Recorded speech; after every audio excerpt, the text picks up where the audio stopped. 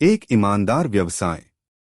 एक राजा का ईमानदार होना बहुत जरूरी है। एक राजा को हमेशा शेरों के साथ न्याय करना चाहिए। बादशाह अकबर लोगों के साथ हमेशा जादूगर बने रहते थे और उनके करीबियों को भी उनके साथ न्याय करना पड़ता था। यह कहानी भी मैजिक के ऊपर ही है। तो जाने एक ईमानदार व्यापारी की कहानी। एक ईमानदार व्यापारी। एक दिन दो व्यापारी अकबर बादशाह के पास उनके दरबार में थे। उनमें से एक ने कहा, बादशाह अकबर की जय हो, जहां पनाह मेरा नाम गोपाल दास है और मैं एक मक्खन व्यापारी हूं। मैं बाजार में मक्खन बनाता हूं और उसे बेचता हूं। लगभग एक महीने पहले मेरे पास चंदूराम आया था। उसने मुझसे कहा कि सोने की अशर्फियां वैध थीं, लेकिन जब मैंने उसे वापस लिया तो उसे ले लिया गया। तो उसने कहा कि उसके पास कोई पैसा नहीं है। यह स्पष्ट उसने मुझे सीधा मना कर दिया। मैं चाहता हूं कि आप मेरे साथ प्लास्टिक बनाएं और चंदूराम से मेरे सोने वापस दिलवाएं। ईमानदार व्यापारी। तभी वहां खड़ा हुआ चंदूराम बोला, जी नहीं हुजूर, ऐसा कुछ भी नहीं है। गोपालदास मेरी जलता है। वह मेरे व्यापार को बुरा करना चाहता है। वह मेरे ट्रेड के हैशटैग्स जलता है। इसी वजह से वह मेरा बुरा नाम बताकर मेरे व्यापार को गलत बनाना चाहती है। बुरा यह अकबर को समझ नहीं आ रहा था कि उन दोनों में से कौन सही है और कौन गलत है। ऐसे में उन्होंने यह काम बीरबल को दिया। बीरबल ने कहा कि इन दोनों में यह बात सच है कि कौन बोल रहा है और झूठ कौन बोल रहा है। इसके बाद बीरबल ने गोपाल दास से अपनी बात कहते हुए पूछा, क्या हुआ था उस दिन। गोपाल दास से कुछ विस्तार में बताया।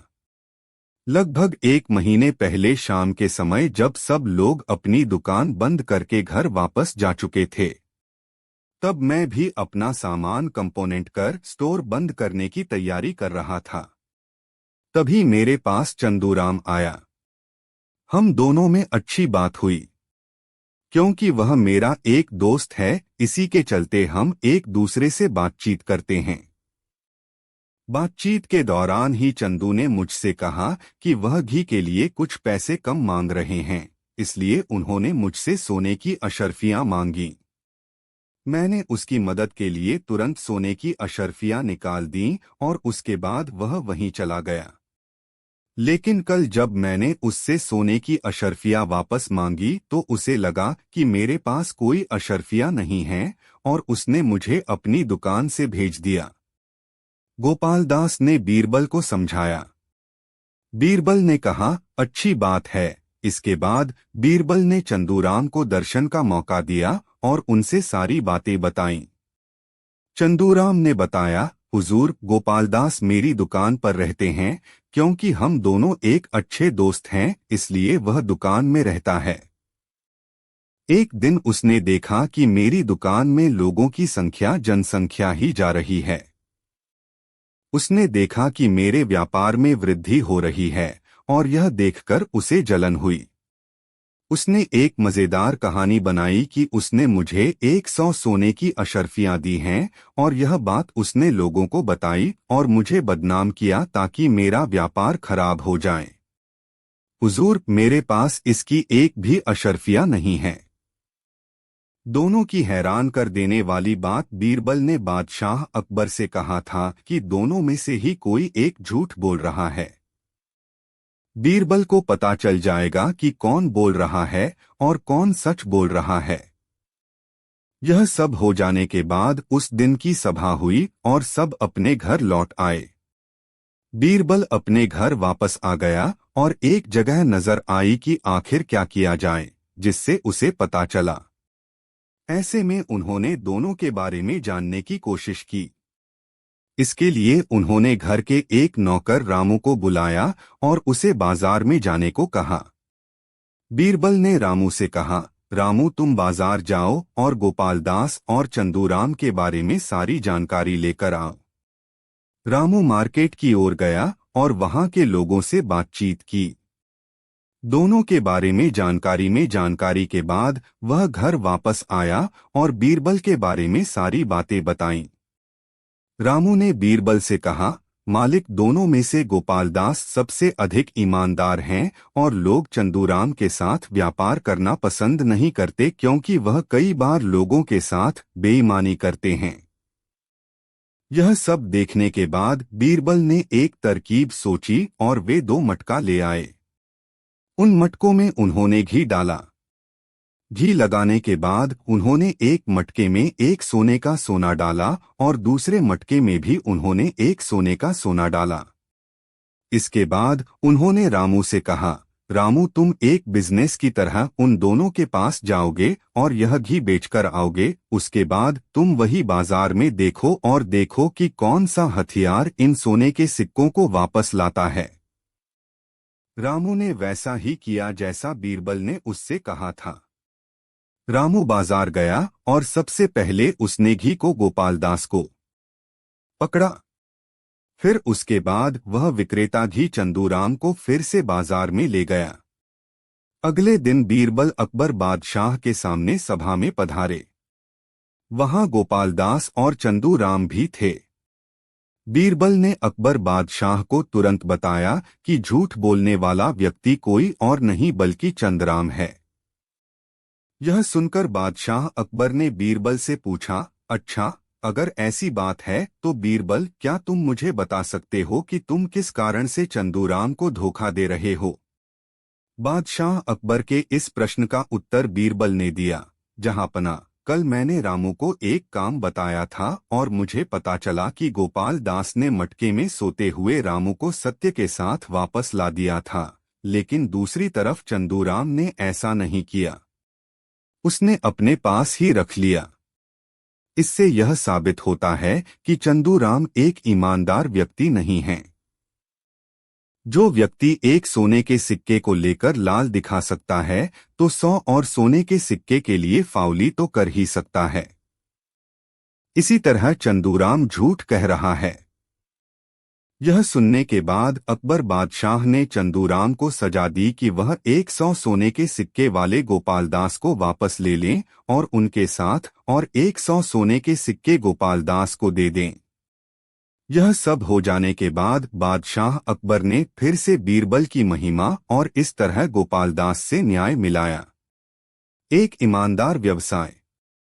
बादशाह अकबर अपने मंत्री बीरबल की बुद्धि, चतुराई, सूझबूझ और हाजिर जवाबी से बहुत खुश रहते हैं। इसलिए जरूरी कामों में वे बीरबल की सलाह जरूर लेते थे, क्योंकि बीरबल अपनी सूझबूझ से चुटकियों में समस्या का हल निकाल लेते थे।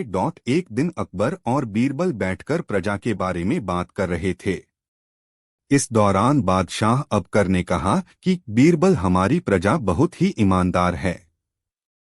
बीरबल ने तुरंत जवाब देते हुए कहा कि जहांपना, किसी भी राज्य में सभी लोग पूरी तरह से ईमानदार नहीं होते हैं। सारा जग बेईमान है। बीरबल की यह बात सुनकर अकबर को गुस्सा आ गया। उन्होंने कहा, बीरबल, तुम ये कैसी बात कर रहे हो? बीरबल ने कहा, मैं बिल्कुल सच कह रहा हूँ बादशाह। अगर आपको मेरी बात पर संदेह है तो मैं अपनी बात को साबित भी कर सकता हूँ। बीरबल का आत्मविश्वास देख अकबर बीरबल से बोले, ठीक है, तुम अपनी बात को सच साबित करके दिखाओ, फिर मैं मानूंगा कि सारा जग बेईमान है।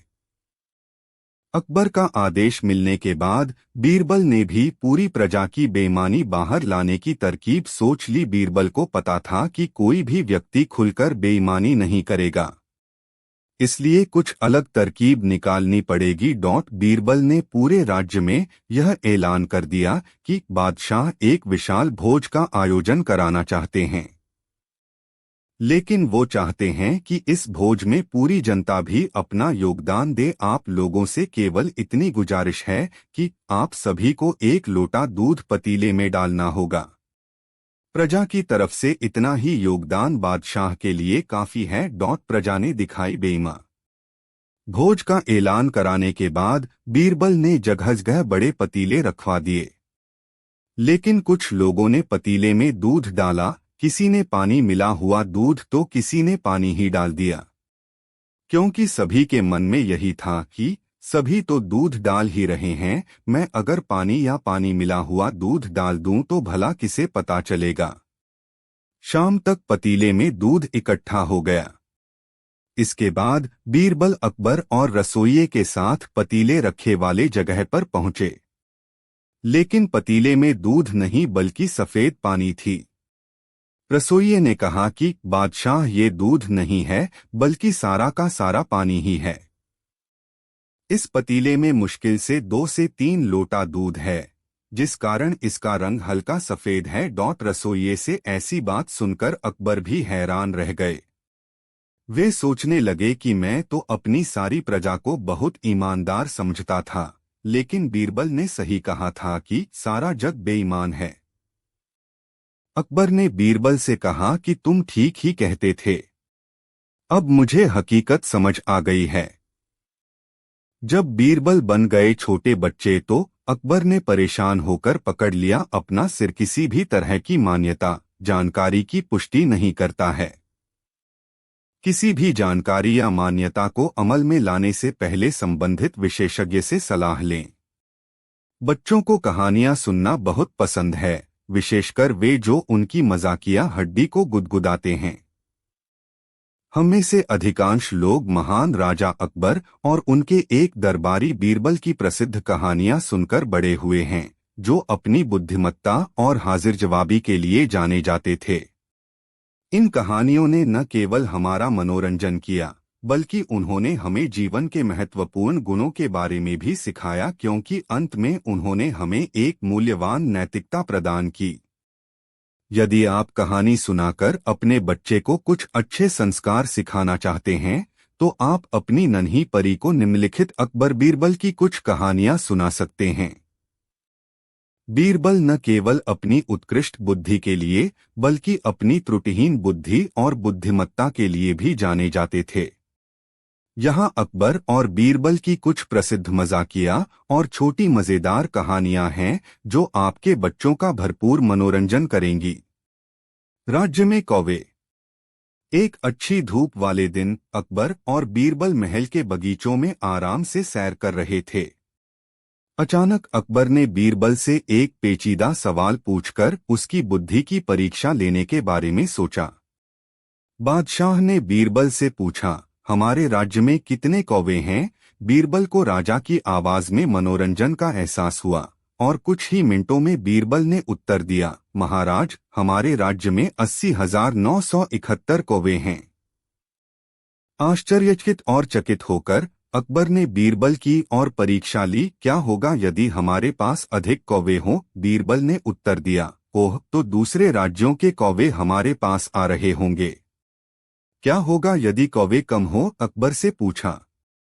ठीक है, तो हमारे कुछ कौवे दूसरे राज्यों का दौरा कर रहे होंगे। बीरबल ने चेहरे पर मुस्कान के साथ उत्तर दिया।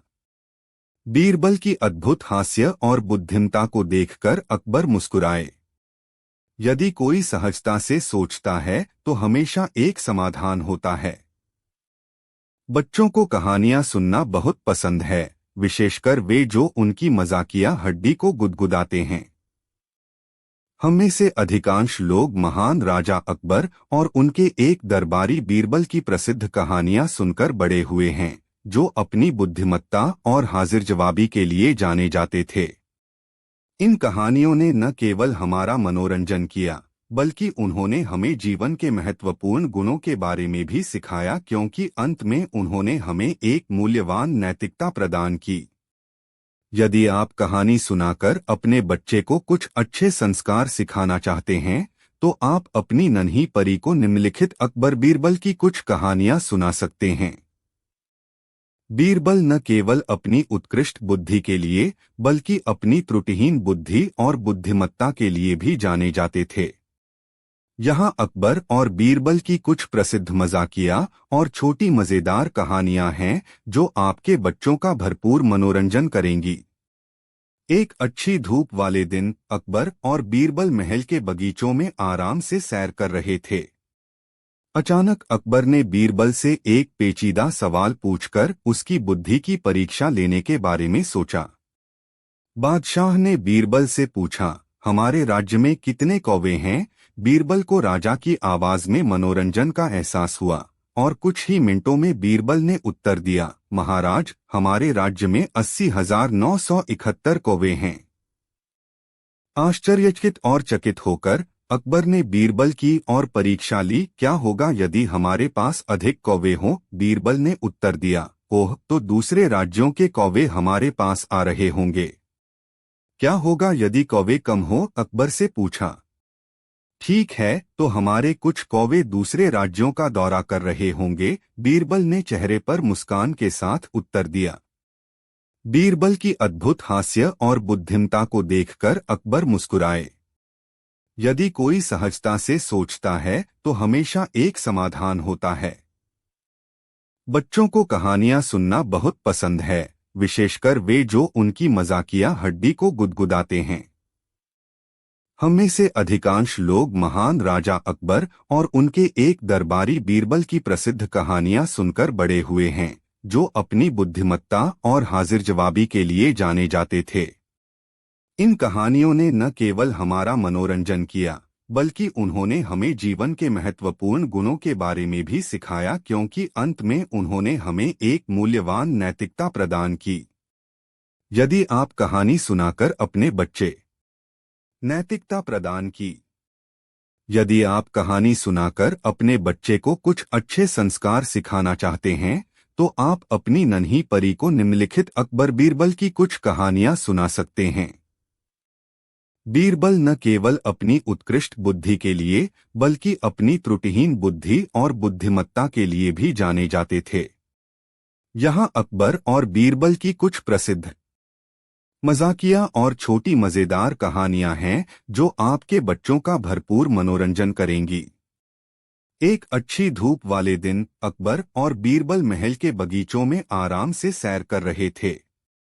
अचानक अकबर ने बीरबल से एक पेचीदा सवाल पूछकर उसकी बुद्धि की परीक्षा लेने के बारे में सोचा। बादशाह ने बीरबल से पूछा, हमारे राज्य में कितने कौवे हैं? बीरबल को राजा की आवाज में मनोरंजन का एहसास हुआ और कुछ ही मिनटों में बीरबल ने उत्तर दिया, महाराज, हमारे राज्य में 80,971 कौवे हैं। आश्चर्यचकित और चकित होकर अकबर ने बीरबल की और परीक्षा ली, क्या होगा यदि हमारे पास अधिक कौवे हों? बीरबल ने उत्तर दिया, ओह, तो दूसरे राज्यों के कौवे हमारे पास आ रहे होंगे। क्या होगा यदि कौवे कम हो? अकबर से पूछा। ठीक है, तो हमारे कुछ कौवे दूसरे राज्यों का दौरा कर रहे होंगे। बीरबल ने चेहरे पर मुस्कान के साथ उत्तर दिया। बीरबल की अद्भुत हास्य और बुद्धिमता को देखकर अकबर मुस्कुराए। एक बार सर्दी के दिन अकबर और बीरबल एक झील के किनारे घूम रहे थे। अकबर रुके और अपनी उंगली ठंडे पानी में डाल दी और तुरंत बाहर निकालते हुए कहा, मुझे नहीं लगता कि कोई भी इस ठंडे पानी में एक रात गुजार सकता है। बीरबल ने इसे एक चुनौती के रूप में लिया और कहा कि वह कोई ऐसा व्यक्ति ढूंढेंगे जो यह कर सके। अकबर ने झील के ठंडे पानी में खड़े होकर एक रात बिताने वाले को 1000 सोने के सिक्के देने का वादा किया। जल्द ही बीरबल को एक गरीब आदमी मिला जो 1000 सोने के सिक्कों के लिए चुनौती लेने के लिए तैयार हो गया। 2 शाही रक्षकों द्वारा संरक्षित गरीब आदमी ने पूरी रात ठंडे पानी में खड़े होकर बिताई। सुबह उस गरीब आदमी को इनाम के लिए अदालत ले जाया गया। राजा द्वारा यह पूछे जाने पर कि वह ठंडे पानी में कैसे खड़ा रह सकता है, उस व्यक्ति ने उत्तर दिया, महाराज, मैं दूर जल रहे एक दीपक को देखता रहा और उसे देखते हुए मेरी पूरी रात बीत गई। यह जानने पर सम्राट ने कहा, यह आदमी इनाम के योग्य नहीं है, क्योंकि वह झील में खड़ा होने में कामयाब रहा, क्योंकि उसे दीपक से गर्मी मिल रही थी। बेचारे आदमी को बर्बाद और दिल टूटा हुआ महसूस हुआ। वह मदद के लिए बीरबल के पास पहुंचे। अगले दिन बीरबल दरबार में नहीं गए। इसका कारण जानने के लिए अकबर बीरबल के पास गए। उनके मनोरंजन के लिए राजा ने बीरबल को आग के पास बैठा पाया और उसके ऊपर एक बर्तन लगभग 6 फीट ऊपर लटका हुआ था। पूछने पर बीरबल ने कहा, मैं खिचड़ी बना रहा हूं महाराज। अकबर हंसने लगे और कहा कि यह असंभव है। बीरबल ने कहा, यह संभव है महाराज। अगर एक गरीब आदमी दूर से जलते हुए दीपक को देखकर गर्म रह सकता है, तो मैं भी उसी तरह यह खिचड़ी बना सकता हूं। अकबर को बीरबल की बात समझ में आ गई और उन्होंने चुनौती पूरी करने के लिए उस गरीब आदमी को इनाम दिया। बच्चों को कहानियां सुनना बहुत पसंद है, विशेषकर वे जो उनकी मजाकिया हड्डी को गुदगुदाते हैं। हम में से अधिकांश लोग महान राजा अकबर और उनके एक दरबारी बीरबल की प्रसिद्ध कहानियां सुनकर बड़े हुए हैं, जो अपनी बुद्धिमत्ता और हाजिर जवाबी के लिए जाने जाते थे। इन कहानियों ने न केवल हमारा मनोरंजन किया, बल्कि उन्होंने हमें जीवन के महत्वपूर्ण गुणों के बारे में भी सिखाया, क्योंकि अंत में उन्होंने हमें एक मूल्यवान नैतिकता प्रदान की। यदि आप कहानी सुनाकर अपने बच्चे को कुछ अच्छे संस्कार सिखाना चाहते हैं, तो आप अपनी नन्ही परी को निम्नलिखित अकबर बीरबल की कुछ कहानियां सुना सकते हैं। बीरबल न केवल अपनी उत्कृष्ट बुद्धि के लिए, बल्कि अपनी त्रुटिहीन बुद्धि और बुद्धिमत्ता के लिए भी जाने जाते थे। यहाँ अकबर और बीरबल की कुछ प्रसिद्ध मजाकिया और छोटी मजेदार कहानियां हैं, जो आपके बच्चों का भरपूर मनोरंजन करेंगी। एक अच्छी धूप वाले दिन अकबर और बीरबल महल के बगीचों में आराम से सैर कर रहे थे। अचानक अकबर ने बीरबल से एक पेचीदा सवाल पूछकर उसकी बुद्धि की परीक्षा लेने के बारे में सोचा। बादशाह ने बीरबल से पूछा, हमारे राज्य में कितने कौवे हैं? बीरबल को राजा की आवाज में मनोरंजन का एहसास हुआ और कुछ ही मिनटों में बीरबल ने उत्तर दिया, महाराज, हमारे राज्य में 80,971 कौवे हैं। आश्चर्यचकित और चकित होकर अकबर ने बीरबल की और परीक्षा ली, क्या होगा यदि हमारे पास अधिक कौवे हों? बीरबल ने उत्तर दिया, ओह, तो दूसरे राज्यों के कौवे हमारे पास आ रहे होंगे। क्या होगा यदि कौवे कम हो? अकबर से पूछा। ठीक है, तो हमारे कुछ कौवे दूसरे राज्यों का दौरा कर रहे होंगे। बीरबल ने चेहरे पर मुस्कान के साथ उत्तर दिया। बीरबल की अद्भुत हास्य और बुद्धिमत्ता को देखकर अकबर मुस्कुराए।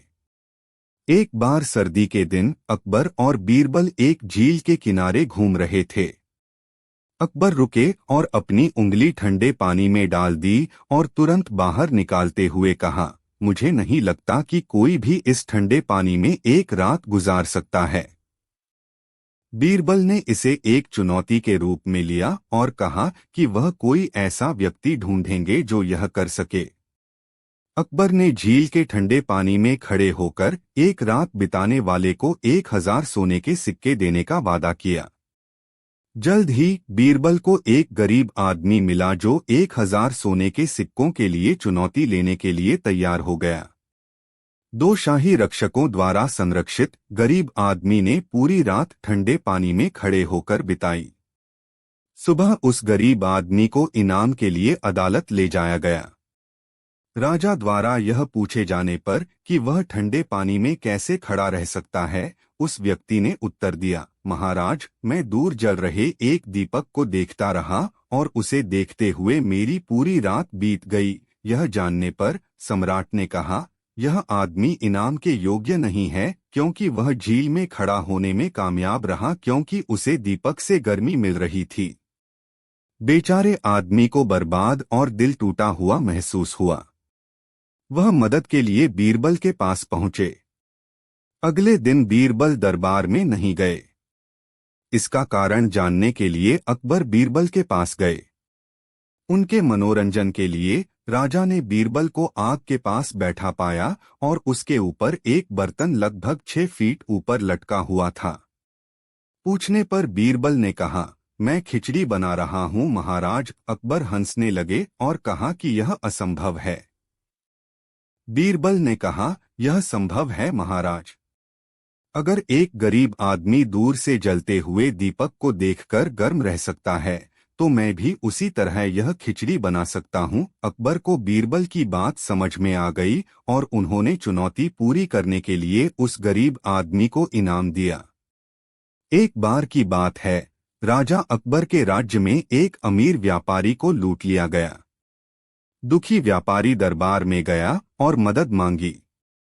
अकबर ने बीरबल से व्यापारी को डाकू ढूंढने में मदद करने के लिए कहा। व्यापारी ने बीरबल से कहा कि उसे अपने एक नौकर पर शक है। व्यापारी का इशारा पाते ही बीरबल ने सभी नौकरों को बुलाया और उन्हें एक सीधी लाइन में खड़े होने को कहा। जब डकैती के बारे में पूछा गया तो सभी ने उम्मीद के